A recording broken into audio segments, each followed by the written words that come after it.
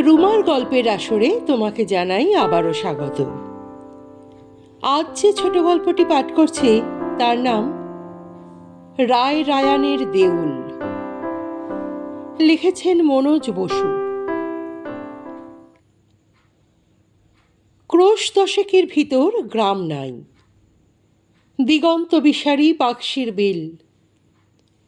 চৈত্র বৈশাখেও এখানে সেখানে পানা ভরা জল, খানিকটা বা পাঁক। রাত্রে ওইসব জায়গায় আলেয়া জ্বলে। তখন মানুষজন কেহ ওদিকে যায় না, যাইবার উপায় থাকে না।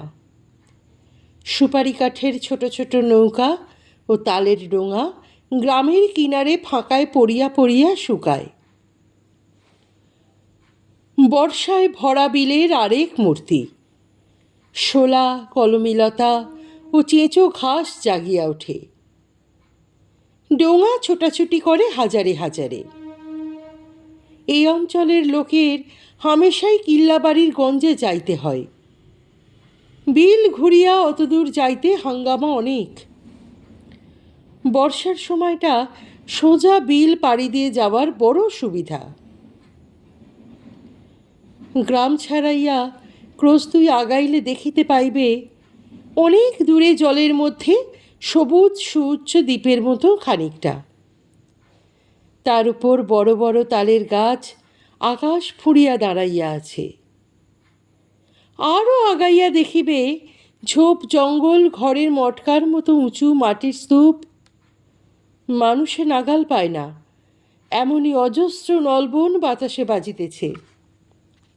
সামনে পিছনে ডাহিনে বাঁয়ে শাঁ শাঁ করিয়া জল কাটিয়া ডোঙা ছুটিতেছে। ঠক ঠক করিয়া কাঠের উপর লগির আওয়াজ। দ্রুত গমনশীল মানুষে মানুষে পলকের জন্য চোখাচোখি, কদাচিৎ দু একটা টুকরো আলাপন। নিঃশব্দতার অতলে কথার ধ্বনি ডুবাইয়া দেখিতে দেখিতে আরোহীগুলি মুহূর্ত মধ্যে নলবনের ফাঁকে ফাঁকে বিলুপ্ত হইয়া যায়। আস্তে ভাই, সামাল, পাথরে ডোঙার তলা ফাঁসবে। তাই তো বটে। নূতন কেহ ডোঙা চালাইতে আসিলে এমন জায়গায় পাথর দেখিয়া চমকিয়া ওঠে। পাহাড় নাকি? না, রায় রায়ানের দেউল। বিলের সেদিকটা একেবারে ফাঁকা, এক গাছি হাঁসের আগাও নাই। কিন্তু ভোরের দিকে সেখানে গিয়া পড়িলে আর চোখ ফিরাইবার উপায় থাকে না। সাদা বেগুনি লাল রঙের শাপলা ফুলের মধ্যে পথ হারাইয়া বিভ্রান্ত হইয়া যাইতে হয়। জলের মধ্যে বড় বড় পাথরে কোঁদা ভাঙাচোরা কত মূর্তি। ময়ূরের সাপ ধরিয়াছে, ময়ূরের ঠোঁট আছে, পা নাই। পদ্মফুল পাপড়িগুলি ভাঙিয়া থ্যাবড়া হইয়া গিয়াছে, হাত ও নাক ভাঙা। উড়ন্ত অপ্সরী অল্প অল্প মাথা জাগাইয়া আছে। আহা, এমন দেউল ভাঙল কে গো? রায় রায়ান নিজেই। এই যে ভাঙা দেউল, এখান হইতে অনেক অনেক দূরে একটি গ্রাম। সে গ্রামের নাম আজকালকার লোকে বলিতে পারে না। একদিন শেষ রাতে সুন্দরী কাঠের ভরা আসিয়া লাগিল সেই গ্রামের ঘাটে। বর্ষার দুর্গম পথ, টিপ টিপ বৃষ্টি পড়িতেছে, বাতাস বহিতেছে।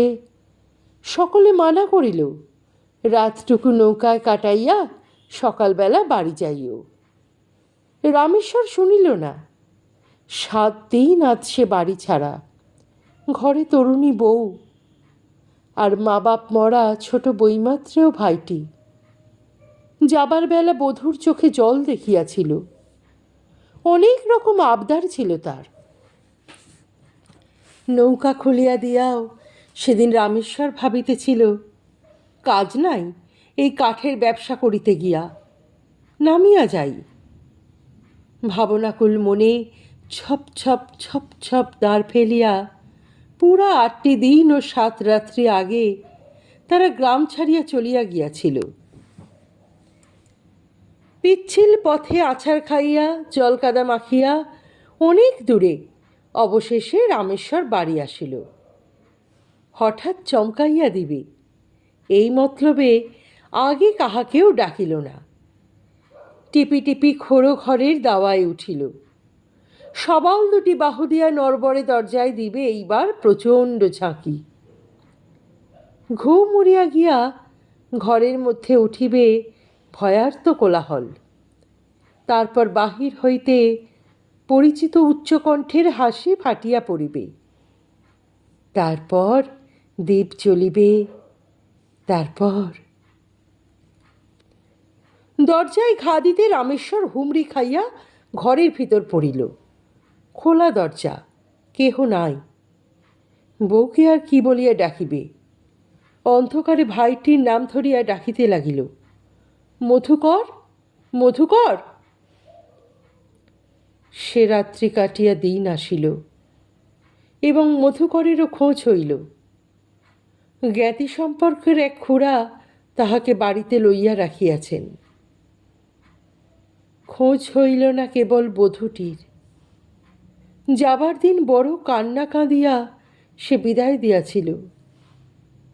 তারপর 2 দিন ধরিয়া গ্রামের মঙ্গলার্থীরা দলের পর দল অফুরন্ত উৎসাহে রামেশ্বরকে সমবেদনা জানাইয়া যাইতে লাগিলেন। বড় অসহ্য বোধ হইল। আবার এক রাত্রি শেষে 5 বছরের ভাইটির ঘুম ভাঙাইয়া রামেশ্বর তাহাকে কাঁধে তুলিল। দীর্ঘ লাঠি গাছাটি লইয়া তারার অস্পষ্ট আলোকে সাঁকোর উপর দিয়া সে চোরের মতন গ্রাম নদীটি পার হইয়া গেল। মনের ঘৃণায় দেশ ছাড়িয়া গেল। 20 বছর পরে ঘোড়ায় চড়িয়া লোকজন সৈন্য সামন্ত লইয়া ফিরিয়া আসিলেন রায় রায়ান রামেশ্বর। আজমিরের এক বৃদ্ধ সেনানীর বুকে ছুরি মারিয়া ঘোড়াটি কাড়িয়া আনা। নাম তার কুণ্ডল। সে কি ঘোড়া! 1 তাল উঁচু, ছুটিবার সময় যেন বাতাসের সঙ্গে পাল্লা দিয়ে চলে। এই 20 বছর রামেশ্বর ভাগ্যের সঙ্গে অবিরাম লড়াই করিয়াছেন। কপালের উপর বঙ্কিম বলিরেখায় অবদ্ধ অক্ষরে সেই সব দিনের কত কি ভয়ঙ্কর কাহিনী লেখা রহিয়াছে। রায় রায়ান জায়গির লইয়া আসিয়াছেন। সেই জায়গিরের দখল লইয়া প্রথমেই বাঁধিল ভরত রায়ের সঙ্গে। ভদ্রার দক্ষিণ পারে খালের মুখে ভরতগড়। কিল্লাবাড়ি হইতে ফৌজদারের কামান আনিয়া প্রাকারের পাশে বসানো হইয়াছে। প্রথম 2 দিন খুব তোপদাগা হইয়াছিল, এখন চুপচাপ। ভরত রায়ের লোক প্রাকারের মুখ কাটিয়া দিয়াছে। গড়ের চারদিক নদীর জলে কানায় কানায় ভর্তি। ভিতরে কি একটা কাণ্ড চলিয়াছে, কিন্তু বাহির হইতে তাহার 1 বিন্দু আঁচ পাইবার জো নাই। সেদিন বড় অন্ধকার রাত্রি। রায় রায়ানের ঘুম নাই। শিবির হইতে খানিকটা দূরে ভদ্রার কুলে আপনার মনে পায়চারি করিতেছেন। হঠাৎ খস খস খস। রায় রায়ানের কান খাড়া হইয়া উঠিল। কেয়াঝারের ভিতরে অতিশয় ক্ষীণ যৎসামান্য আওয়াজ। প্রবল জোয়ারের টান, তাহাতে যে ওই শব্দটুকু না হইতে পারে এমন নয়। রামেশ্বরের তবু সন্দেহ হইল। তীক্ষ্ণ দৃষ্টি বিসারিত করিয়া দেখিতে লাগিলেন। দেখিলেন ঠিক কেয়া জঙ্গলের নিবিড় ছায়ার মধ্যে আগাগোড়া আবৃত করিয়া একখানা বজরা অতি চুপি চুপি উজান ঠেলিয়া যাইতেছে। কাহাকেও ডাকিলেন না। নিজের বিপদের আশঙ্কা মনে হইল না।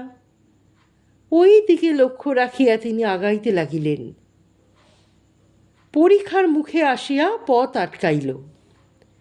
সেখান হইতে দেখিতে লাগিলেন, চোখ অন্ধকারে জ্বলিতে লাগিল।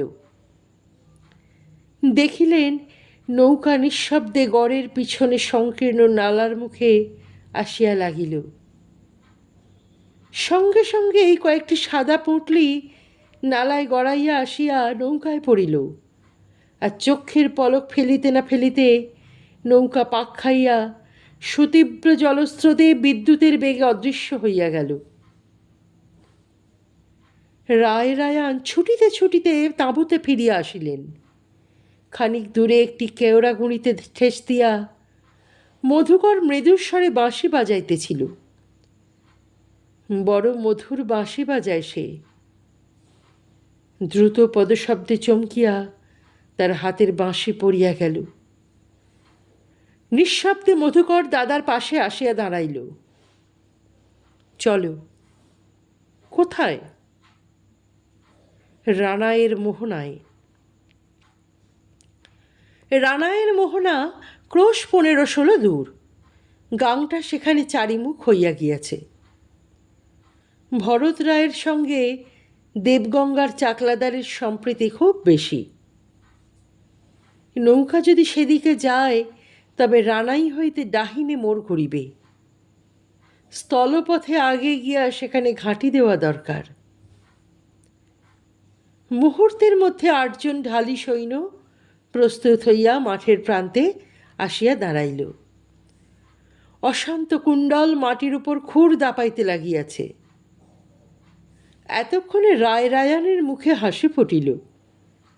ঘোড়ার কাঁধে করাঘাত করিয়া বলিলেন, থাম থাম বেটা, সবুর সয় না বুঝি? আচ্ছা, আমি চললাম আগে, তোমরা এসো শিগগির। মাঠ ভাঙিয়া কুণ্ডল ছুটিল। নদীকূলে ঘোড়া ছাড়িয়া দিয়া রামেশ্বর মোহনার মুখে অপেক্ষা করিতে লাগিলেন। মধুকরেরা পৌঁছিল যখন কৃষ্ণা দশমীর চাঁদ দেখা দিয়াছে। নিঃসুপ্ত জেলেপাড়া, ঘাটে অগণিত ডিঙা বাঁধা। এক একটা ডিঙার ছইয়ের মধ্যে সকলে প্রস্তুত হইয়া বসিলেন। রাত্রি শেষ হইয়াছে। ঝাপসা ঝাপসা জ্যোৎস্না। সেই সময় জলের উপর বজ্রার ছায়ামূর্তি দেখা দিতেই গরম বজ্রা হইতেও জবাব আসিল। তীরের উপর গাছে গাছে পাখিরা ত্রস্ত হইয়া কলরব শুরু করিয়াছে। অকস্মাৎ অনেকগুলি কণ্ঠের আর্তনাদ। ঝপঝপ শব্দে মাঝ নদীর জল ছিটকাইয়া উঠিল। বজ্রা চরকির মতন পাক খাইতে লাগিল। রামেশ্বর তীব্র আনন্দে চিৎকার করিয়া উঠিলেন, হাসিল! 10টি ডিঙা সকল দিক হইতে বজ্রা ঘিরিয়া ধরিল। জল রক্তে রাঙা হইয়া গিয়াছে। একটি শবের কালো চুল জলের টানে একবার ভাসিয়া সেই মুহূর্তে অতলে তলাইয়া গেল। মাল্লা কয়জন গলুইয়ে পড়িয়া কাতরাইতেছে। মধুকর লাফাইয়া ভিতরে ঢুকিল। ক্ষণপরে বাহির হইল ছোট একটি তোরঙ্গ লইয়া। সমস্ত এই? মধুকর বলিল, হ্যাঁ দাদা, তন্ন তন্ন করে খুঁজে দেখেছি, আর কিচ্ছু নেই। এসো দেখি। রামেশ্বরে ঢুকিতে যাইতেছিলেন।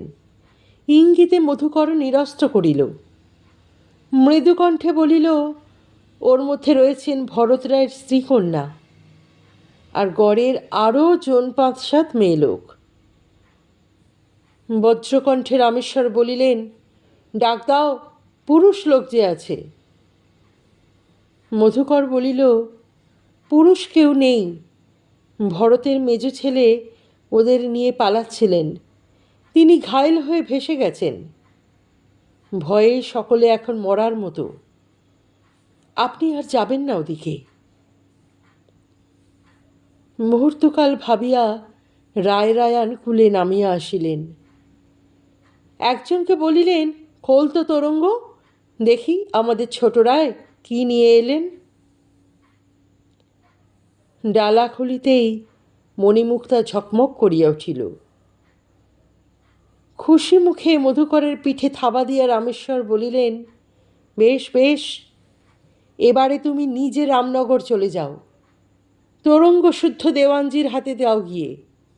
গড়ের কাজে টাকার অভাব হবে না, আর এরা থাকবেন বন্দিশালায়, কোনো অসুবিধা না হয় দেখবে। মনের আনন্দে রামেশ্বর কুণ্ডলের পিঠে গিয়া বসিলেন। সেই দিন সন্ধ্যার পূর্বেই রায় রায়ানের গোলায় ভরতগড় ধসিয়া চুরমার হইয়া গেল। সেদিক দিয়া না আসিল কোনো প্রতিবাদ, না পাওয়া গেল একটা মানুষের সাড়া শব্দ। অনেক কষ্টে পরীক্ষা পার হইয়া সৈন্যরা গড়ে ঢুকিয়া দেখে যা ভাবা গিয়েছিল তাই। সকলেই পালাইয়াছে, জিনিসপত্র কিছু পড়িয়া নাই। বারুদখানায় পয়ঃপ্রণালী খুলিয়া দিয়া খালের জল তোলা হইয়াছে। গড়ের শূন্য কক্ষগুলি খাঁ খাঁ করিতেছে। বিজয়োল্লাসে রামেশ্বর রামনগর ফিরিয়া চলিলেন। নিজ নামে নগরের পত্তন মাত্র হইয়াছে। যুদ্ধবিগ্রহের মধ্যে কাজ বড় বেশি অগ্রসর হইতে পায় নাই। অসমাপ্ত চত্বরের প্রান্তে অতি প্রাচীন একটা বকুল গাছ। শ্রান্ত রামেশ্বর অপরাহ্ন বেলায় প্রাসাদ কক্ষ হইতে নবনির্মিত নগরীর দিকে অলস দৃষ্টিতে চাহিয়া চাহিয়া দেখিতেছিলেন। অকস্মাৎ চমকিয়া উঠিলেন। দেখিলেন চত্বরের প্রান্তে বকুলের ছায়াচ্ছন্ন তলদেশে অপ্সরীর মতো লঘুগামিনী বড় রূপসী একটি মেয়ে। মধুকর কি কাজে সেইখানে আসিয়াছিল? রায় রায়ান জিজ্ঞাসা করিলেন, কে ওটি? ভরত রায়ের মেয়ে। রামেশ্বর ভাইয়ের দিকে তাকাইলেন। মুখের উপর দিয়া কৌতুকহাস্য মৃদু খেলিয়া গেল।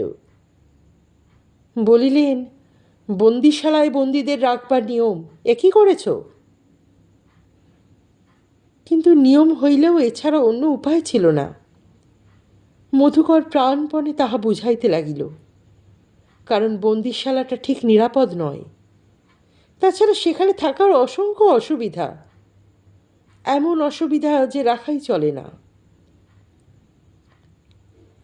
রামেশ্বর তবু মৃদু মৃদু হাসিতেছেন দেখিয়া আরও বিব্রতভাবে মধুকর বলিল, আপনি দেখেননি তাই, দেখতেন যদি। সে যে কি ভয়ঙ্কর কান্নাকাটি! কান্নাকাটি খুব ভয়ানক। রামেশ্বর সহসা সোজা হইয়া বসিলেন। মুখের কৌতুক হাস্য নিবিল, চোখ জলজল করিয়া উঠিল। ম্লান অপরাহ্ন আলোয় রহস্যাচ্ছন্ন অর্ধসমাপ্ত বিস্তীর্ণ নগরী। পশ্চিমে মাঠের প্রান্তে রক্তিম আভা বিলের জলে ডগমগ করিতেছে। দূরে, আরও দূরে সীমাহীন নিবিড় অরণ্য শ্রেণী। 20 বছর আগেকার একটি গরিব খোড়ো ঘর অকস্মাৎ রায় রায়ানের চোখের সম্মুখে ফুটিয়া উঠিল। ঘরের মধ্যে বিদায় যাত্রার আয়োজন, কথা নাই, নির্বাক বিদায় চিত্র। ঘাটে সুন্দরী কাঠ আনিবার নৌকা প্রস্তুত হইয়া ডাকাডাকি করিতেছে। ঘরের মধ্যে একটি কথা নাই। চোখ ভরিয়া গৌর গাল দুটি বহিয়া জল আসে, মুছাইয়া দিলে তখনই আবার ভরা চোখ, অফুরন্ত। বাধা দিয়া ঠেকাইবার জো নাই। সহসা হা হা হা হা হা হা করিয়া যেন স্বপ্ন ভাঙিয়া রায় রায়ান হাসিয়া উঠিলেন। হাসিতে হাসিতে জিজ্ঞাসা করিলেন, ভরত রায়ের মেয়েটাকে দেখতে কেমন মধুকর? মুখ লাল করিয়া অন্যদিকে চাহিয়া মধুকর কোনো প্রকারে জবাব দিল, ভালো। তাড়াতাড়ি সে বাহির হইয়া গেল। ভাইয়ের গমন পথের দিকে গভীর স্নেহে তাকাইয়া রায় রায়ান মৃদু মৃদু হাসিতে লাগিলেন। কিশোর বয়সের ইহাদের এই পাগলামি বড় মিঠা লাগে। মধুকর চলিয়া গেলেও অনেকক্ষণ হাসি পাইতে লাগিল। প্রাঙ্গণের কাছাকাছি একদিন মেয়েটার সঙ্গে মুখোমুখি দেখা হইয়া গেল। সে একাকী দিক প্রান্তে একাগ্র চোখে তাকাইয়াছিল। তুমি কে? গম্ভীর কণ্ঠে মুখ ফিরাইয়া থতমত খাইয়া মেয়েটি বলিল, আমার নাম মঞ্জরী। রায়রায়ান বলিলেন, তুমি তো ভরত রায়ের মেয়ে, শুনেছ বোধ হয়। তোমাদের গড়ের ভিতর অবধি ঘুরে এসেছি, কিন্তু অদৃষ্ট খারাপ, রায় মহাশয়ের দেখা পাইনি। বলতে পারো তিনি কোথায়? আত্মগৌরবে রামেশ্বর যেন ফাটিয়া পড়িতে লাগিলেন। বলিলেন, চুপ করে চোখ নিচু করে রইলে যে বড়, জবাব দাও। গড় জামারি? বীরবরের ঠিকানাটা পেলে তোমাদের বোঝা নামিয়ে অব্যাহতি পাই। ভয় নেই গো, আমরা কেউ যাচ্ছি না, খালি তোমাদের পালকি করে পাঠাবো। নিষ্ঠুর বিদ্রূপে মঞ্জরীর চোখ জ্বালা করিয়া জল আসিল। সুন্দরীর চোখের জল বড় পরিতৃপ্তির সঙ্গে রায়রায়ান উপভোগ করিতে লাগিলেন। বলিলেন, রাগ করো না, ভাগ্যিস আমাদের সঙ্গে দেখা হয়ে গেল, না হলে কোথায় আশ্রয় পেতে বলো দেখি? ভদ্রার জলে কুমারী মুখ তুলিল। অশ্রুভরা চোখ যেন জ্বলিতেছে। বলিতে লাগিল, ভদ্রার জলে আশ্রয় হতো রায়রায়ান, সে হতো ভালো আশ্রয়। আগে তো বুঝতে পারিনি যে আপনি। রামেশ্বর দীর্ঘক্ষণ ধরিয়া হাসিতে লাগিলেন। ব্যঙ্গের সুরে বলিলেন, কিছুই বুঝতে পারোনি? দেওর শুনে কি ভাবলে বলো তো?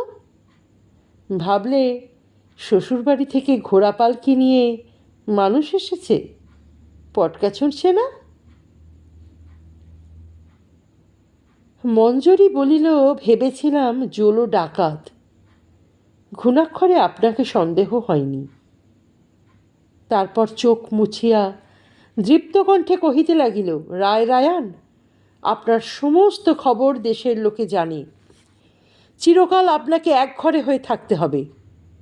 ভেবেছেন কি মিছিমিছি এত জাঁক করে এই গড় করছেন? আপনার ওই গড় খাইয়ের জলে ডুবে মরা উচিত।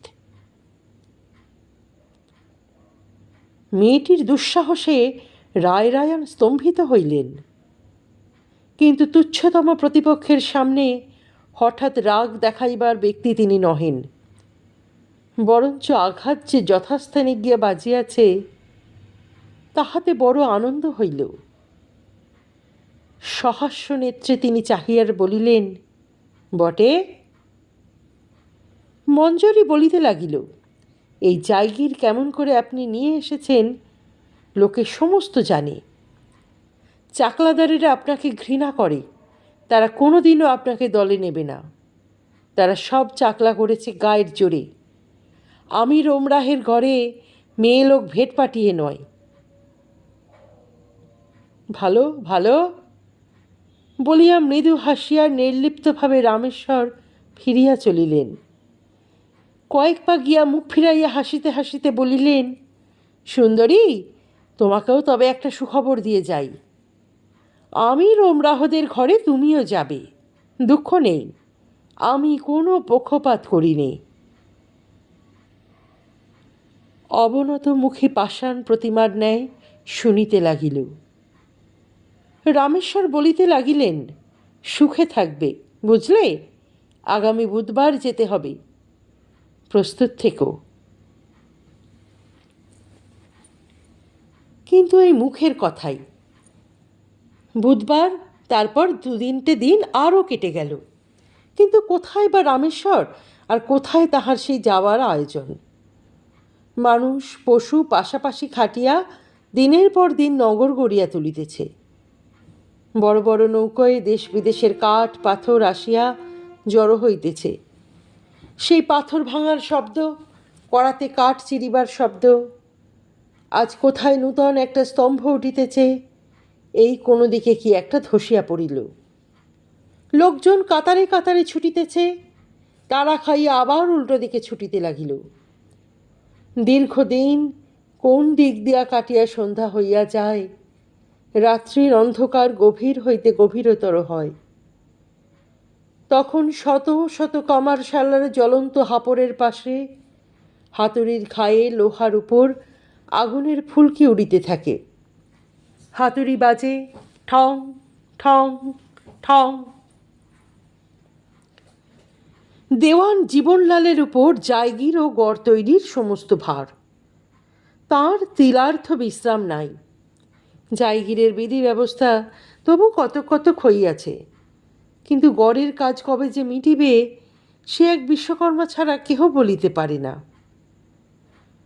রাত্রে শুইয়া শুইয়া জীবনলালের মাথায় নূতন নূতন মতলব জাগে। পরীক্ষা খোঁড়া হইয়াছে, তার ওদিকে উঠিবে আকাশভেদী প্রাচীর, চারিদিকে 4টি সিংহ দরজা, দুর্গদ্বার হইতে 4টি সোজা রাস্তা সিংহ দরজা ফুঁড়িয়া পরীক্ষার সেতুর উপর পৌঁছাইবে। গভীর রাত্রি পর্যন্ত ভাবিয়া ভাবিয়া জীবনলাল মতলব খাড়া করেন। দিনের কাজকর্মের শেষে প্রসন্ন চোখে তাকাইয়া তাকাইয়া দেখেন সুন্দর সুবৃহৎ রাজধানী আকাশের নিচে ধীরে ধীরে মাথা তুলিয়া উঠিতেছে। নগরে ফিরিয়া কদিন অল্প কিছু বিশ্রাম লইয়া রায় রায়ানও এইসব কাজের মধ্যে একেবারে ডুবিয়া গেছেন। খুব ভোরবেলা ঘড়াং করিয়া দরজা খুলিবার মুখে এক একদিন একটু আধটু তাহার গলার আওয়াজ পাওয়া যায়। বন্দিনীদের পাঠাইয়া দিবার তখনও কোনো উপায় হয় নাই। মধুকর তাহাদের তদারক করে, সমস্ত দিন সে প্রায় এইসব লইয়া থাকে। তারপর গভীর রাত্রে সকলে শুইয়া পড়িলে অনেকক্ষণ অবধি নির্জন অলিন্দে বসিয়া আপনার মনে বাঁশি বাজায়। সেই সময়ে ঘুম ভাঙা শয্যায় রামেশ্বরেরও এক একদিন মনে হয় তাহার বড় যত্নে বড় কঠিন শ্রমে গড়া মধুকর নগরীর উপর মধুকরের বাঁশি নিষুপ্ত রাত্রে মাঠের দিগন্ত হইতে স্বপ্নকুহকিনীদের ডাকিয়া আনিতেছে। একদিন নির্জনে রামেশ্বর হঠাৎ আসিয়া মঞ্জরীর সামনে দাঁড়াইলেন। শোনো। সপ্রশ্ন দৃষ্টিতে মঞ্জরী চাহিল। এক মুহূর্তে থামিয়া রামেশ্বর বলিতে লাগিলেন, সেদিন আমার সম্বন্ধে তুমি মিথ্যা অভিযোগ করিতেছিলে, ওসব শত্রুদের রটনা। এ কয়দিনে মঞ্জরী অনেক বুঝিয়াছে, চোখের জল একেবারে মুছিয়া ফেলিয়াছে। কৌতুক চঞ্চল চোখ দুটি নাচাইয়া সে চলিয়া যাইতেছিল। বাধা দিয়া রামেশ্বর বলিয়া উঠিলেন, বিশ্বাস করলে কি না বলে যাও। মঞ্জরী কহিল, এ সাফাইয়ের দরকার কি রায় রায়ান? আমি তো আপনার বিচারক নই। রায় রায়ান বলিলেন, তুমি আমায় বিয়ে করো। খিলখিল করিয়া মঞ্জরী হাসিয়া উঠিল। অনেকক্ষণ চাপিয়াছিল, আর পারিল না। ক্রুদ্ধ হইয়া রামেশ্বর বলিলেন, তোমাকে আজই দিল্লি পাঠাতে পারি জানো, আর তার অর্থ কি তা বোধহয় বোঝাতে হবে না। পারেন তা? বলিয়া চোখে মুখে হাসির দীপ্তি তুলিয়া তাহাকে নিতান্তই অগ্রাহ্য করিয়া প্রগলভা তরুণী চলিয়া গেল। ইহার পর প্রায় দেখা হইতে লাগিল। দেখিলেই মঞ্জরী হাসিয়া পালাইত। একদিন রামেশ্বর তাহার হাত ধরিয়া ফেলিলেন। তখনই ছাড়িয়া দিয়া বলিলেন, জোর করবার শক্তি আছে মঞ্জরী, কিন্তু মন তা চায় না। বলিতে বলিতে গলার স্বর ভারী হইয়া উঠিল। এ যেন সে লোক নয়। সজল কণ্ঠে রামেশ্বর বলিলেন, আমার জীবনের খবর তুমি জানো না, কিন্তু আর এই যুদ্ধ বিগ্রহ ভালো লাগে না। এখন শান্তিতে একটুখানি মাথা গুঁজে থাকতে চাই। রায়রায়ান 20 বছরের কাহিনী বলিয়া চলিলেন। মঞ্জরী শান্তভাবে শুনিতে লাগিল, পলাইবার চেষ্টা করিল না। রায়রায়ান সমস্ত বলিয়া গভীর নিঃশ্বাস ফেলে চুপ করিলেন। ধীরে ধীরে মঞ্জরী চলিয়া গেল। বিকালবেলা মঞ্জরী একখানা আয়না পাঠাইয়া দিল, সেই সঙ্গে ছোট্ট একটু চিঠি। তারপরে যে 20 বৎসর কেটে গেছে রায়রায়ান যুদ্ধ বিগ্রহে ব্যস্ত ছিলেন, সম্ভবত আয়নায় চেহারা দেখার ফুরসত হয়নি, তাই একটি আয়না পাঠিয়ে দিলাম। চিঠি পড়িয়া রামেশ্বর অনেকক্ষণ গুম হইয়া রহিলেন। ভ্রুকুটি ভীষণ মুখে শুধু বলিলেন, আচ্ছা। ভরতগড়ের রানীর কাছে পৌঁছাইল তার দুরন্ত মেয়ে রায়রায়ানের সঙ্গে একটা কাণ্ড করিয়া বসিয়াছে। এইবারে রায়রায়ানের প্রতিহিংসা। ইহা যে কি বস্তু! রামেশ্বর অল্পদিন দেশে আসিয়াছেন, তবু চাকলাদারের ঘরের শিশুটি অবধি তাহা বুঝিয়া ফেলিয়াছে। সকলের আহার নিদ্রা বন্ধ হইল, কিন্তু যাহাকে লইয়া এত বড় ব্যাপার সে দিন রাত্র দিব্য হাসিয়া খেলিয়া বেড়াইতে লাগিল। ছিঁড়িয়া ছিঁড়িয়া সেই চিঠি শতকোটি করিয়াও রায়রায়ানের রাগ মেটে না। তারপর এক সময় সত্য সত্যই তিনি আয়না দেখিতে বসিলেন। 20 বছর ভাগ্যের সঙ্গে নিদারুণ লড়াই হইয়াছে। সর্বাঙ্গে তার প্রতিটি আঘাতের চিহ্ন। সমস্ত মাথার মধ্যে একটি কালো চুল নাই। মুখের উপর যে ছায়া পড়িয়াছে তাহা দেখিয়া নিজেরই প্রাণ আতঙ্কে কাঁপিয়া ওঠে। এ তরুণী ব্যঙ্গ করিবে ছাড়া আর কি? 20 বছর আগে বেদনাবিদ্ধ যে যুবক গৃহত্যাগ করিয়াছিল তাহার এক বিন্দু চেহারার খুঁজিয়া পাইবার উপায় নাই। সাদা চুলের রাশি 2 হাতে ঢাকিয়া ধরিয়া আয়নায় সম্মুখে বসিয়া রামেশ্বর সেই সব দিনের কথা ভাবিতে লাগিলেন। অকস্মাৎ সমস্ত রামনগর চঞ্চল হইয়া উঠিয়াছে। পথে 2-1 লোক একত্র হইলেই একটি মাত্র কথা।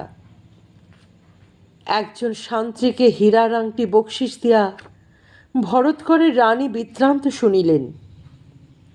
শুনিয়া বুকের রক্তে ফুল রাঙাইয়া শ্মশানকালীর পূজার জন্য গোপনে পাঠাইয়া দিলেন। ভরত রায় অগ্রবর্তী, সঙ্গে আরও 4 জন চাকলাদার, সকলে মিলিয়া রামনগর ধ্বংস করিতে আসিয়াছেন। সৈন্য আসিয়া 2 ক্রোশের মধ্যে ঘাঁটি গাড়িয়া দিয়া বসিয়াছে। অলিন্দে সেদিন আর মধুকরের বাঁশি বাজিতেছে না, সেইখানে গুপ্ত মন্ত্রণা বসিয়াছে। মধুকর শত্রু শিবির আক্রমণ করিতে চায়। কৃষ্ণপক্ষের রাত্রি, আকাশে চাঁদ উঠে নাই। মধুকর জেদ ধরিয়াছে এই আঁধারে আঁধারে নিঃসারে দলবল লইয়া শত্রু শিবিরে ঝাঁপাইয়া পড়িবে। রামেশ্বর মাথা নাড়িলেন।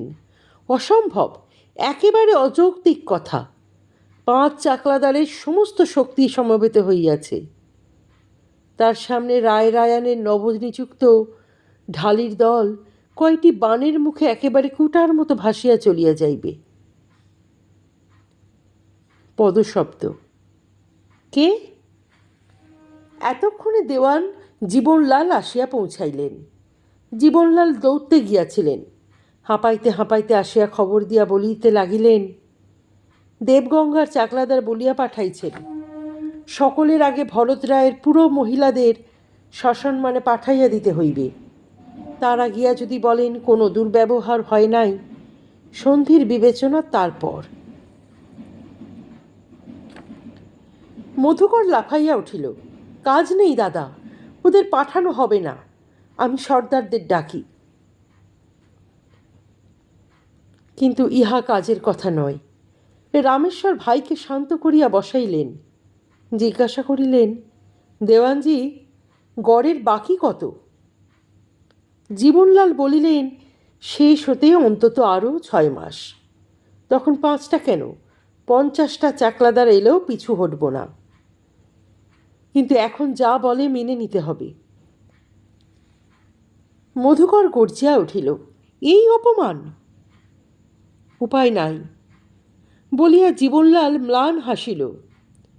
বলিল, চোখের সামনে এইসব ভেঙে ছারখার করবে, এ তো আমি বেঁচে থাকতে দেখতে পারবো না রায়রায়ান।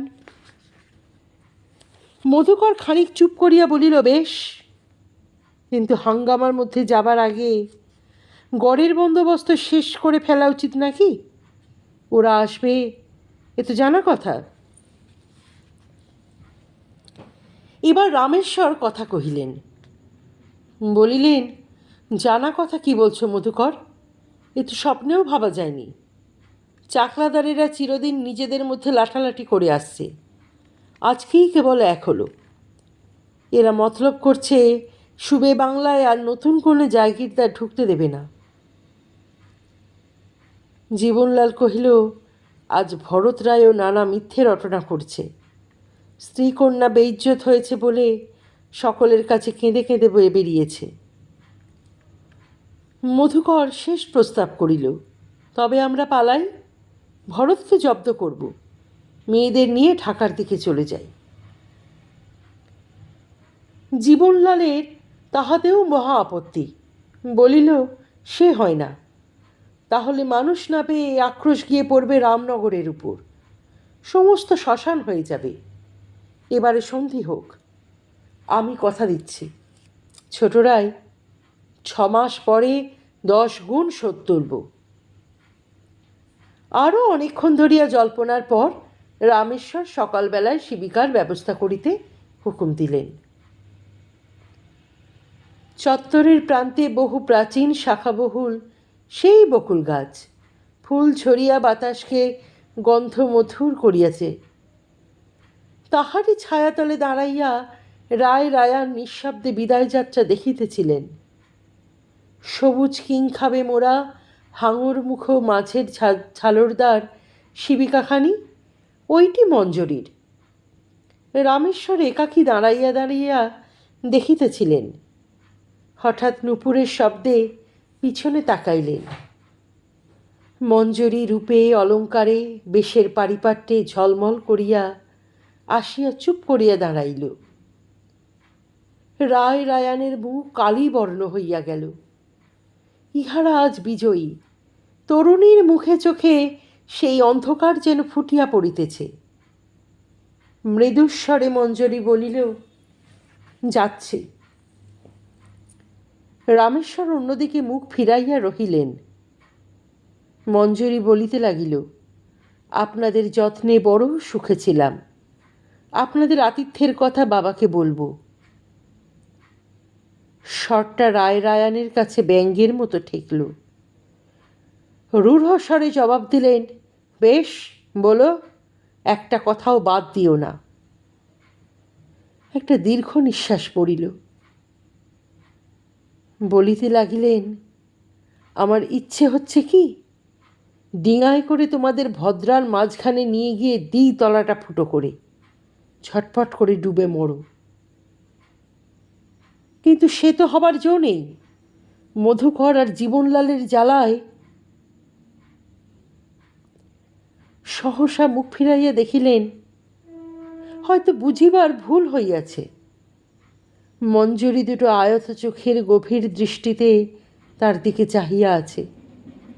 চোখের কোণে অশ্রু টলমল করিতেছে। ঝরঝর করিয়া সেই অশ্রু গণ্ড বহিয়া ঝরিতে লাগিল। রামেশ্বর সেই দিকে তাকাইয়া ক্ষণকাল চুপ করিয়া রহিলেন। তারপর ম্লান হাসিয়া বলিতে লাগিলেন, তুমি গিয়ে স্বাচ্ছন্দ্যে সব কথা বলতে পারো। এইসব অট্টালিকা জায়গির স্বপ্নের মতো এসেছে, আবার যদি চলে যায় আমার কিছু ক্ষতি হবে না। রাজকন্যা তাড়াতাড়ি হেঁট হইয়া রায়রায়ানের পদধূলি লইলেন। বলিল, আমি সমস্ত শুনেছি। এই রাজ্যপাট আপনার বীরত্বের ইনাম।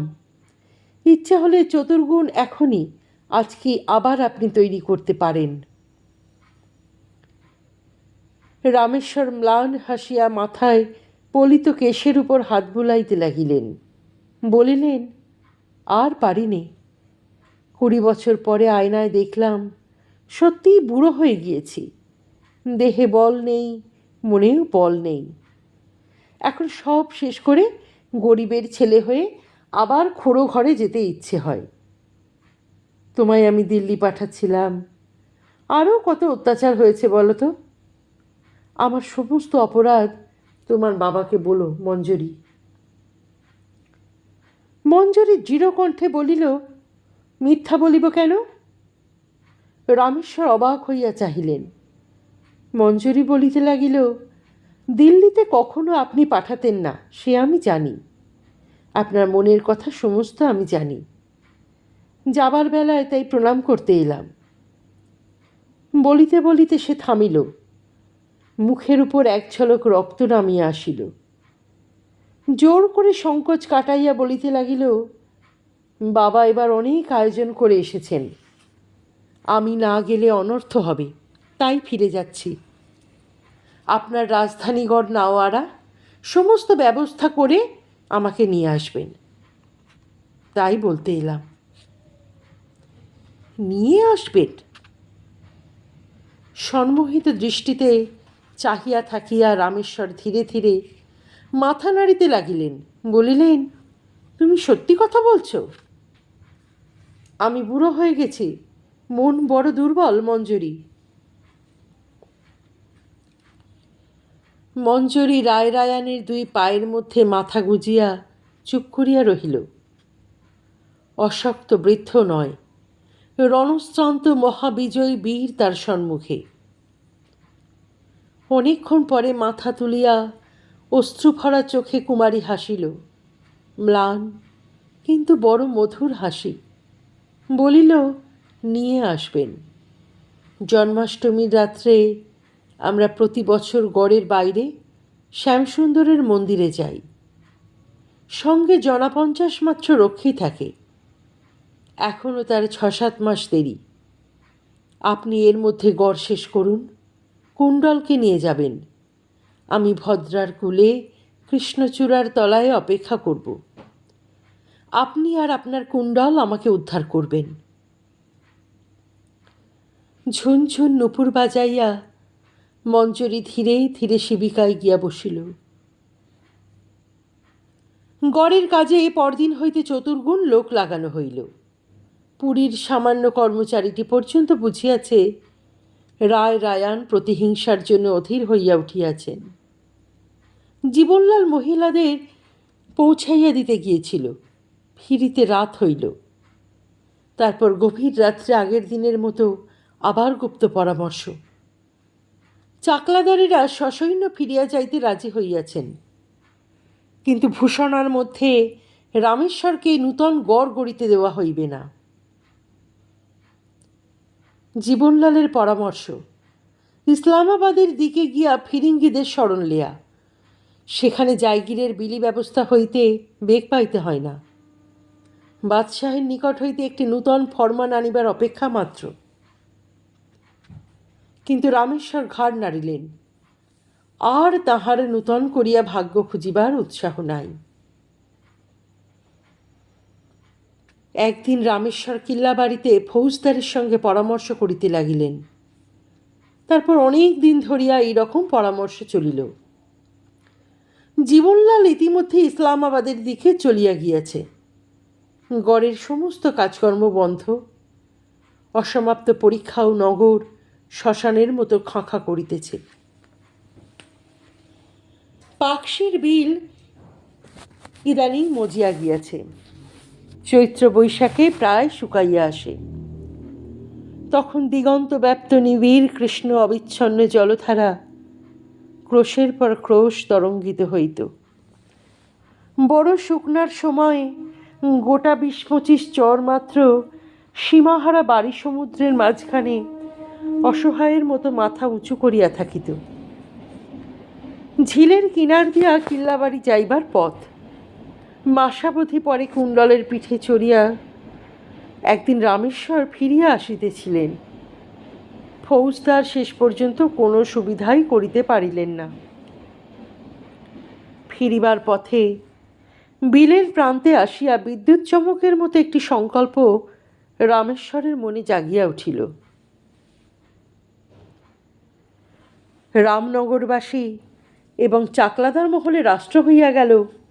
পরাজিত অপমানিত রায়রায়ান মনোকষ্টে বিবাগী হইতে বসিয়াছেন। দিবারাত্র অন্তঃপুরের মধ্যে শ্যামসুন্দরের উপাসনায় তিনি মাতিয়া থাকেন। তারপর অনেক দিন পরে একদিন কুণ্ডলের পিঠে রায়রায়ান বাহির হইয়া আসিলেন। সহস্র প্রজা সমবেত হইয়াছে। জীবনলালও সেই দিন ফিরিয়া আসিয়াছেন। সে চুপি চুপি বলিলেন, এসবে কাজ নেই প্রভু, ইসলামাবাদে চলুন। পর্তুগিজদের সঙ্গে শর্ত হইয়া গিয়াছে, ইসলামাবাদে রাজ্যপর্তন করিতে কোনো গোল নাই। সেখান হইতে রাজ্য ক্রমশ বিস্তৃত হইয়া একদিন ভূষণাকেও গ্রাস করিবে। জীবনলাল সেই স্বপ্নে মাতোয়ারা, কিন্তু রামেশ্বর রাজি নহেন। নিরন্ন সর্বস্বহারা হইয়া পথে পথে ঘুরিতে হইয়াছে। বিনিদ্র কত রাত্রি অজানা প্রান্তরের মধ্যে অশ্বপৃষ্ঠে কাটাইয়াছেন।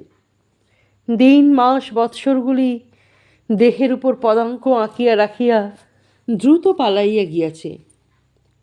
জীবনের শেষ প্রান্তে আসিয়া নূতন করিয়া তিনি আর সংগ্রামে মাতিবেন না। হাসিয়া বলিলেন, জীবনলাল, ইসলামাবাদে তুমি রাজ্য করো, আমি ফরমান এনে দেব। জীবনলাল জিভ কাটিয়া বলিল, প্রভু, আমার কাজ রাজ্য গড়া, রাজত্ব করা নয়। আমি তিলার্থ বিশ্রাম পাব না। তবে মধুকরকে নিয়ে যাও। সে দেশ অরাজক মগ আর ফিরিঙ্গি ডাকাতদের মধ্যে আমি শান্তি পাব না। আমি পাকশির বিলের মধ্যে দেউল গড়ে শেষ কটা দিন শান্তিতে থাকব। কাছাকাছি 5-7টা সুদীর্ঘ চর, মাঝে মধ্যে অল্প অল্প জলকাদা। কুণ্ডলের পিঠের উপর বল্লম উঁচু করিয়া রায়রায়ান। প্রথম যৌবনের দুর্ধর্ষ বিক্রম বুকের মধ্যে আবার নাচিয়া উঠিয়াছে। তীক্ষ্ণ দৃষ্টিতে একবার সামনের দিকে তাকাইয়া রায়রায়ান মাটিতে বল্লম ছুঁড়িয়া মারিলেন। অমনি সারবন্দি হাজার হাজার কোদাল পড়িল। ঝপ্পাস! সেই হাজার হাত হইল দিঘির উত্তর সীমা। বল্লম তুলিয়া লইয়া রায়রায়ান তীব্র বেগে কুণ্ডলকে ছুটাইলেন। কুণ্ডল উড়িয়া চলিল। একদমে আক্রোশ গিয়া এক লহমা ঘোড়া থামিল। রায়রায়ান বল্লম পুঁতিয়া রাখিয়া রামনগরে ফিরিয়া আসিলেন। হাজার হাজার কোদাল দিনের পর দিন পড়িতে লাগিল। অবশেষে পোঁতা বল্লমের গোড়ায় আসিয়া দিঘি কাটা শেষ হল। মাটির স্তূপে আকাশভেদী পাহাড় হইয়াছে। দেশ দেশান্তর হইতে বড় বড় পাথরের চাঁই আসিয়া জমিতে লাগিল। দিন রাত্রি সেই পাথর মাটিতে বসানো হইতেছে। পাথরের উপর পাথর বসাইয়া এক অতি বিচিত্র দেউল রচিত হইতেছে। কত স্তম্ভ, কত চূড়া, কত মনোহর কারুকার্য তাহার উপর। সমস্ত জীবনের সঞ্চিত স্বর্ণভাণ্ডার উজাড় করিয়া রামেশ্বর পাকশির বিলের মধ্যে ঢালিতে লাগিলেন। আকাশ আলো করে দাঁড়াইয়াছে। চমৎকার, চমৎকার! লোকে বলে রায়রায়ানের সাধনপীঠ। কোন দেবতার প্রতিষ্ঠা হইবে কেহ বলিতে পারে না। ক্ষান্ত বর্ষণ, মেঘান্ধকার ভাদ্র অষ্টমীর সন্ধ্যাকালে রামেশ্বর যাত্রা করিলেন। মঞ্জরি ভুলে নাই। মন্দিরের লৌহ সম্বন্ধ সুদৃঢ় বেষ্টনীর বাহিরে কৃষ্ণচূড়ার তলে আঁচল ছাপিয়া সে প্রতীক্ষা করিতেছিল। মুহূর্তে ঘোড়ায় চড়িয়া রায়রায়ানের পৃষ্ঠলগ্ন হইল। রক্ষীরা সচকিত হইয়া দেখিল দস্যু কন্যাকে লইয়া পালাইতেছে। করকর করিয়া মেঘ ডাকিয়া মুষলধারে জল নামিল। কুণ্ডল তীর বেগে ছুটিল। কুণ্ডলের কে অনুসরণ করিয়া পারিবে? দেখিতে দেখিতে ঘোড়া নিখোঁজ হইয়া গেল। রামনগরে যখন পৌঁছালেও তখন শেষ রাত্রি। পিঠের উত্তরীয় খুলিয়া রামেশ্বর কুমারীর দেহবল্লরী ধীরে ধীরে বাহুতে তুলিয়া ধরিলেন। পদ্মের পাপড়ির মতো চক্ষু দুটি মুদিয়া মঞ্জরী ক্লান্তিতে দেহবল্লরী এলাইয়া দিয়াছেন। দেহ ভাঙা ক্ষীণ জ্যোৎস্না আসিয়া পড়িয়াছে তাহার ঘুমন্ত মুখের উপর। গভীর স্নেহে মুহূর্তকাল রামেশ্বর সেই মুখের দিকে চাহিলেন। তারপর অতি সন্তর্পণে তাহাকে সুকোমল উষ্ণ শয্যার উপর শোয়াইয়া দিলেন। মধুকরের ডাক পড়িল। আনন্দের প্লাবন রামেশ্বরের অন্তর ভরিয়া ছাপাইয়া বাড়ি বাইরে আসিয়াছে। পরাজয়ের সমস্ত গ্লানি এতক্ষণে নিঃশেষ হইয়া ভাসিয়া গিয়াছে। রামনগর বলিলেন, মঞ্জরী রইলেন, দিনের বেলায় নয়, কাল সন্ধ্যার পর আঁধারে আঁধারে বজরায় ওকে পৌঁছে দিও। আমি দেউলের দরজায় প্রতীক্ষা করব। মধুকর বলিল, এখনই যাচ্ছেন কেন? আপনি বড় ক্লান্ত, কিছুক্ষণ বিশ্রাম করুন। রামেশ্বর বলিলেন, অবসর কোথা ভাই? এখনো মন্দিরের চূড়ায় সোনার কলসি বসানো হয়নি, কত কাজ বাকি। কাল দেবীর প্রতিষ্ঠা হবে, এর মধ্যে প্রস্তুত হতে হবে তো। হাসিয়া তখনই তিনি রওনা হইয়া গেলেন। দিঘির জল কাকচক্ষুর মতো টলমল করিতেছে। সকালের সোনার আলোয় দেউল জলের উপর ছায়া ফেলিয়া দাঁড়িয়ে আছে। পরিতৃপ্তির নিঃশ্বাস ফেলিয়া রায় রায়ান অসমাপ্ত কাজটুকু সমাধা করিতে লাগিয়া গেলেন। লোকজন আর বেশি নাই, অনেকেই বিদায় লইয়া গিয়াছে। দেউল শীর্ষে সোনার কলসি বসানো হইল। সার চন্দনে সমস্ত প্রকোষ্ঠ অনুলিপ্ত করা হইল। সহস্র ঘৃতের দ্বীপ সাজানো হইল, রাত্রে জ্বালানো হইবে। ডিঙার পর ডিঙা ভরিয়া আসিতে লাগিল পাকশি বিলের সমস্ত পদ্মফুল। এত পদ্মফুল! রায় রায়ানের পুজোয় লাগবে। রাত্রির 2 প্রহর অতীত হইয়াছে। রায় রায়ানের গুপ্ত পুজো, সেজন্য সন্ধ্যার আগেই সমস্ত লোক দেউল হইতে বিদায় করিয়া দেওয়া হইয়াছে। আর কেহ নাই। লোকালয় হইতে বহু দূরে প্রকাণ্ড বিলের নিঃশব্দ পাষাণপুরীর মাথায় অনন্ত তারকা শ্রেণী। কক্ষের দীপাবলি একের পর এক নিবিয়া আসিতেছে। হু হু করিয়া নৈশ বাতাসে বিলের জল ছলছল করিয়া উঠিতেছে। রামেশ্বর ছুটিয়া জলের প্রান্তে গিয়া দাঁড়ান। বুঝি বজ্রা আসিয়া ভিড়িল। আবার মেঘ জমিয়া তারা ঢাকিয়া অন্ধকার নিবিড় হইয়া আসিতেছে। সহসা রামেশ্বরের মনে হইল মরিয়া প্রেত হইয়া তিনি যেন নির্জন দ্বীপভূমিতে ঘুরিয়া বেড়াইতেছেন। কণ্ঠে ধ্বনি নাই, পদতলে মৃত্তিকা নাই, অন্ধকার ছাড়া দৃষ্টি করিবার বস্তুও কিছু নাই। সমস্ত প্রবাহশীল অনন্ত বায়ুমণ্ডলে তিনি হাহাকার করিয়া বেড়াইতেছেন। অন্তরাত্মা সত্য সত্যই তাহার কাঁপিয়া উঠিল। হা হা হা হা হা করিয়া অকস্মাৎ উদ্যম হাসির সঙ্গে অমূলক ভয় ভাঙিতে চেষ্টা করিলেন। মনে হইল দূরের মসীকৃষ্ণ অন্ধকারের মধ্য হইতে জলরাশির উত্তাল তারণে ভেদ করিয়া দ্রুত বেগে কি যেন আগাইতেছে। 2 চক্ষের সমস্ত দৃষ্টিশক্তি পুঞ্জিত করিয়া অন্ধকারের দিকে নির্নিমেষ চোখে চাহিয়া গভীর কণ্ঠে চিৎকার করিয়া উঠিলেন, মধুকর, মধুকর। ফিরিয়া আসিয়া আবার দ্বারপ্রান্তে বসিলেন। দীপ নিবিয়া গিয়া অন্ধকারের মধ্যে বিশাল সৌধবক্ষ অপরূপ রহস্যাবৃত দেখাইতেছে। বাতাস উঠিয়াছে। ঝড়ের বাতাস নইত নিস্তব্ধতা মথিত করিয়া নবনির্মিত দেউলের পাষাণ প্রাচীরে আর্তক্রন্দন তুলিয়া দাপাদাপি করিতে লাগিল। ক্রমে রামেশ্বর কোনো সময় ঘুমাইয়া পড়িলেন। হঠাৎ বৃষ্টিসিক্ত শীতল হস্ত আসিয়া লাগিল বাহুর উপর। মুহূর্তে চমকিয়া জাগিয়া উঠিয়া বলিলেন, এলি?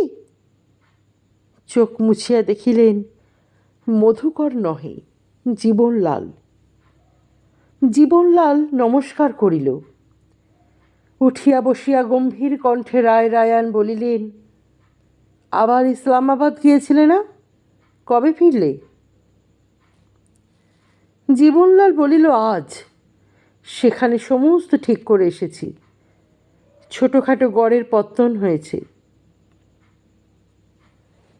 একটু বিরক্তির সঙ্গে রায় রায়ান বলিলেন, সে কথা আমার সঙ্গে কেন দেওয়ানজি? ছোট রায়ের সঙ্গে বলো। জীবনলাল আবার নমস্কার করিয়া বিনীত কণ্ঠে বলিল, তিনি চলে গেছেন সেখানে, আমি শুধু খবরটা দিতে এসেছি। মঞ্জরি তাহলে তোমার সঙ্গে এলেন? ব্যস্ত হইয়া রামেশ্বর উঠিয়া দাঁড়াইলেন। জীবনলাল বলিল, না প্রভু, তিনিও স্বামীর সঙ্গে গেছেন। ছোট রায় সেই খবর দিতে আমায় পাঠিয়ে দিলেন। নিবিড় অন্ধকারে কেহ কাহারও মুখ দেখিতে পাইলেন না। অনেকক্ষণ কাটিয়া গেল। দুজনেই পাষাণ মূর্তির মতো দাঁড়িয়ে আছেন। তারপর রায় রায়ান বসিলেন। হঠাৎ হাসিয়া উঠিয়া প্রশ্ন করিলেন, মধুকর কি বলে পাঠালো?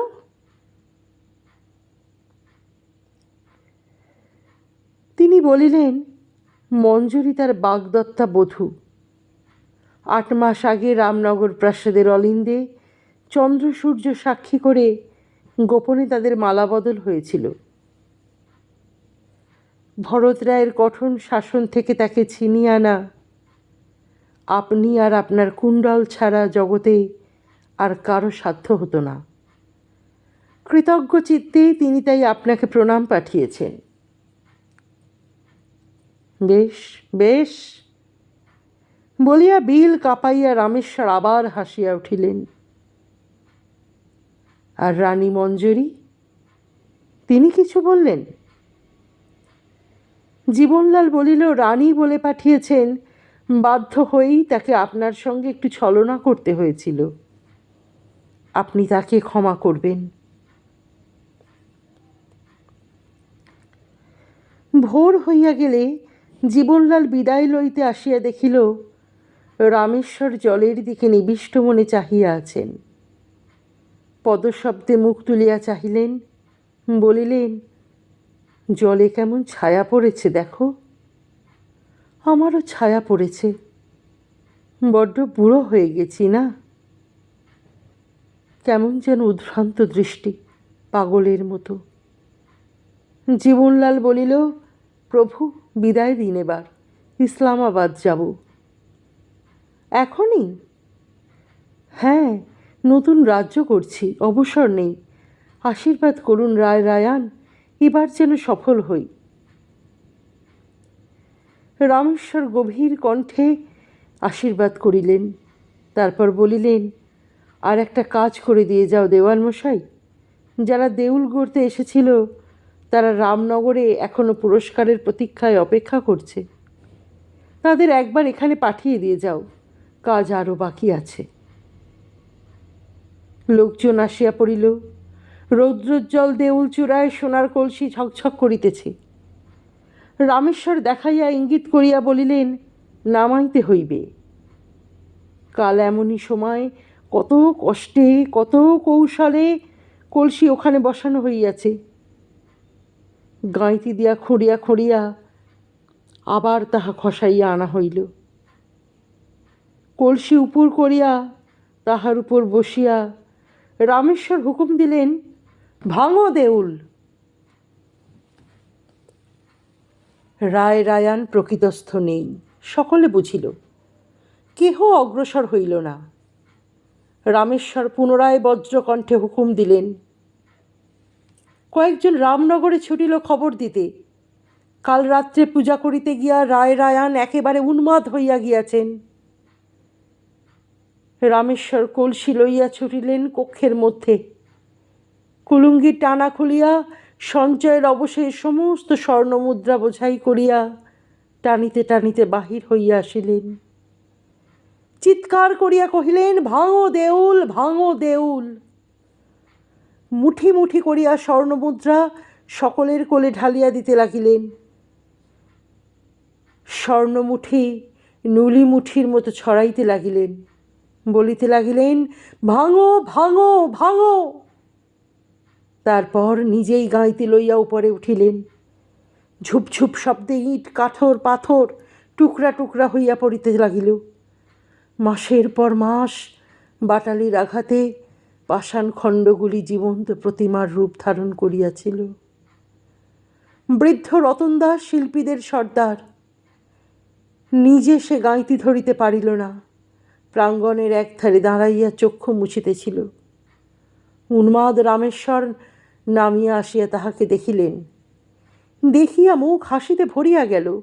তাহার মুখের উপরে অতি সন্নিকটে মুখ আনিয়া রামেশ্বর বলিতে লাগিলেন, কাঁদছ কেন? চুল পেকেছে বলে? এসো, এসো আমার সঙ্গে। কেহ কিছু বুঝিবার আগেই বিশাল তরঙ্গায়িত ঘোড়া দিঘির তলহীন ঘন কৃষ্ণ জলরাশির মধ্যে রামেশ্বর ঝাঁপ দিয়া পড়িলেন। হায় হায় করিয়া আকুল চিৎকার উঠিল। শত শত লোক তাহাকে ধরিতে সঙ্গে সঙ্গে ঝাঁপাইয়া পড়িল।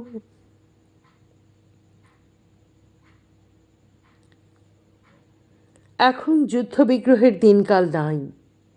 সেকালের দুর্ধর্ষ চাকলাদারেরা মরিয়া গিয়াছে। সুস্থ স্বচ্ছন্ন নিরুদ্বিগ্ন বাংলাদেশ সেই অগ্নিবর্ষিত পুলিরও পরম গতি লাভ হইয়াছে।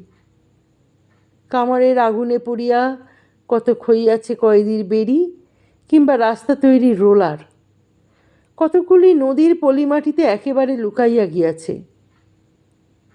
গ্রামে ঘুরিতে ঘুরিতে তবু কদাচিৎ ধুলা মাটি মাখা দু একটার হঠাৎ দেখা পাইয়া যাইতে পারে। হয়তো কোনো অশ্বত্থতলায় বিলুপ্ত বংশ প্রাচীন অতিকায় কঙ্কালের মতন রোদ বৃষ্টির মধ্যে পড়িয়া আছে, মহাকাল পদাঘাতে ঠেলিয়া রাখিয়া গিয়াছে। ইদানিং রাখালের গরু ছাড়াইয়া দিয়া তাহার উপর বসিয়া বাঁশি বাজায়। এমনই একটা কিল্লাবাড়ির ঘাটের উপর পড়িয়া রহিয়াছে দেখিতে পাইবে। সেইটা থাকায় ডোঙা বাঁধার বড় সুবিধা হইয়াছে। কিন্তু সাবধান, ফুটফুটে জ্যোৎস্না দেখিয়া রাত্রে কোনোদিন ওই ঘাট হইতে ডোঙা খুলিয়া দিও না। সহস্র সহস্র ফুটন্ত শাপলা তোমাকে দিগ্ভ্রান্ত করিবে। লগি ঠেলিতে ঠেলিতে হঠাৎ এক এক সময় পাষাণ স্তূপে ধাক্কা খাইবে। তাকাইয়া দেখিবে একেবারে রায় রায়ানের দেউলের কাছে আসিয়া পড়িয়াছ। নিঃসুপ্ত রাত্রে দ্বীপের উপর তালগাছের ফাঁকে ফাঁকে তেরছা হইয়া পড়া জ্যোৎস্না। হঠাৎ বাতাস উঠিয়া নলবন বাজিয়া উঠিবে। মনে হইবে নির্জন ধ্বংসাবশেষ দেউলে রায় রায়ান হাহাকার করিয়া বেড়াইতেছেন। যেদিকে ডোঙা ঘুরাইবে দেখিতে পাইবে সেকালের প্রস্তরীভূত অসংখ্য অপ্সরা, ময়ূর ও পদ্মফুল। অল্প অল্প মাথা তুলিয়া তাহারা তাকাইয়া থাকিবে। আলেয়ার মতো পথ ভুলাইয়া সমস্ত রাত্রি তোমাকে ঘুরাইয়া লইয়া বেড়াইবে। ফিরিবার কোনো পথ খুঁজিয়া পাইবে না। আজকের গল্পটি কেমন লাগলো, তোমার মূল্যবান মতামত অবশ্যই কমেন্ট বক্সে লিখে জানিও। গল্পটি ভালো লাগলে একটি লাইক করে দিও, শেয়ার করে দিও পরিচিত এবং প্রিয়জনদের মধ্যে। আর যারা এখনও চ্যানেলটি সাবস্ক্রাইব করনি তারা কিন্তু চ্যানেলটি সাবস্ক্রাইব করতে ভুলো না। অপেক্ষা করো পরবর্তী গল্পের জন্যে। অনেক ধন্যবাদ।